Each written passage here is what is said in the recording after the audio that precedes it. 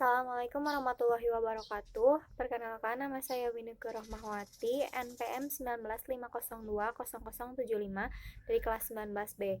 Di sini saya akan menjelaskan sedikit mengenai visi dan misi. Yang pertama yaitu visi. Visi merupakan tujuan jangka panjang yang ingin dicapai seseorang atau lembaga maupun organisasi. Selanjutnya, tujuan visi. Yang pertama yaitu mencerminkan keinginan yang akan dicapai organisasi atau perusahaan. Lalu yang kedua, berorientasi ke masa depan organisasi atau perusahaan. Yang ketiga, mewujudkan komitmen tinggi dari seluruh jajaran dan lingkungan organisasi atau perusahaan. Yang keempat, menentukan arah dan fokus strategi organisasi atau perusahaan yang jelas. Dan yang terakhir yaitu menjamin kesinambungan kepemimpinan organisasi. Selanjutnya mengenai isi visi. Isi visi itu ada 5. Yang pertama yaitu wawasan yang menjadi tolak ukur pertumbuhan organisasi atau perusahaan. Yang kedua, visi itu berisi sosok organisasi atau perusahaan di masa mendatang. Yang ketiga, bentuk organisasi atau perusahaan ingin seperti atau sebesar apa. Yang keempat, alasan organisasi atau perusahaan memasuki bidang tersebut. Dan yang terakhir, imajinasi mengenai posisi organisasi atau perusahaan. Visi memiliki rumusan ideal. Yang pertama yaitu harus sederhana, kedua terukur, ketiga terjangkau, keempat beralasan, kelima ambisius, keenam periode waktu, ketujuh bersifat strategis, delapan perspektif kondisi, dan sembilan komunikatif. Nah, setelah tadi rumusan ideal visi, ada juga kriteria dari visi yang baik. Yang pertama yaitu dapat dibayangkan oleh seluruh jajaran organisasi atau perusahaan, dapat dikomunikasikan dan dapat dimengerti oleh seluruh jajaran organisasi atau perusahaan. Yang ketiga, berwawasan jangka panjang dan tidak mengabaikan perkembangan zaman, lalu memiliki nilai yang memang diinginkan oleh anggota organisasi atau perusahaan dan terfokus pada permasalahan organisasi. Selanjutnya, saya akan membahas mengenai misi. Misi merupakan sesuatu yang harus dilakukan agar visi yang dibuat dapat terwujud. Nah, misi itu memiliki 5 fungsi. Yang pertama yaitu memberikan arah aktivitas atau usaha, memfokuskan langkah-langkah yang akan diambil, objektif, target, dan program organisasi dirancang berdasarkan misi yang sudah dibentuk, membimbing aksi dalam berbagai tingkat. Dan yang kelima itu yaitu membantu mencegah karyawan atau anggota organisasi agar tidak salah melangkah. Selanjutnya ada misi yang efektif. Yang pertama itu ringkas dan jelas, unik, fleksibel, bisa membantu untuk mengambil keputusan, budaya organisasi, dan yang terakhir yaitu memberikan inspirasi. Nah, misi juga memiliki unsur-unsur pokok. Yang pertama, kiat dan usaha untuk mewujudkan visi. Yang kedua, nilai-nilai dasar organisasi yang dinyatakan dalam misi organisasi. Yang ketiga, segmen pasar dan pelanggan. Yang keempat, pernyataan tentang produk atau jasa yang dimasuki atau dijualnya. Yang kelima, keyakinan yang kuat atau asumsi-asumsi dan budaya kerja dengan orientasi mutu. Dan yang terakhir yaitu pernyataan strategis jangka panjang dan jangka pendek.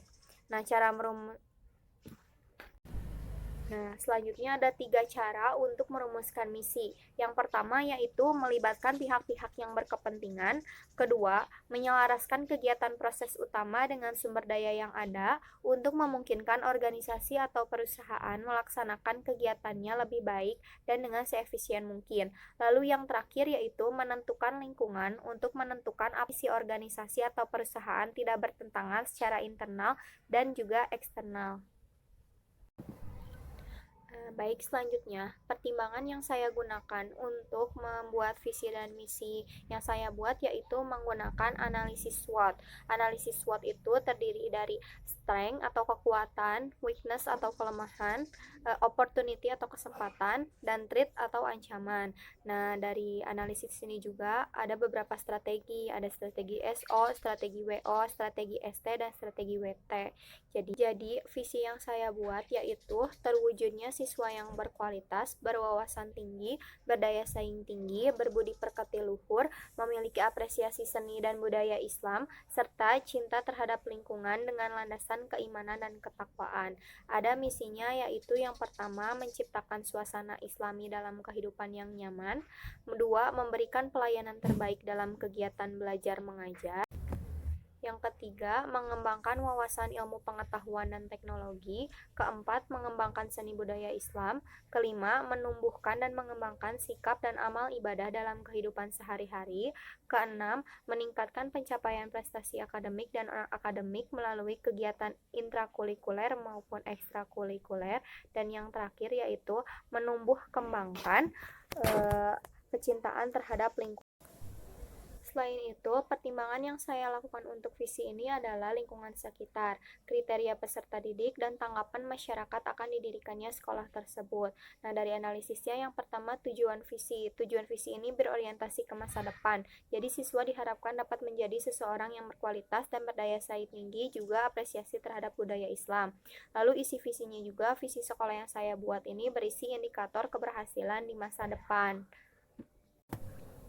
Artinya, visi ini mementingkan kualitas. Alasan visi ini dibentuk karena bidang ini diperlukan di daerah tersebut untuk meningkatkan kecintaan masyarakat di bidang pendidikan, terutama budaya Islam.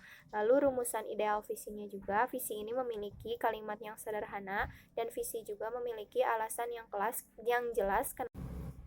Lalu visi ini juga memiliki kriteria visi yang baik karena sudah mencakup dan mudah dipahami terutama oleh lingkungan sekitar dengan sosialisasi yang menarik dan tidak meninggalkan unsur budaya setempat.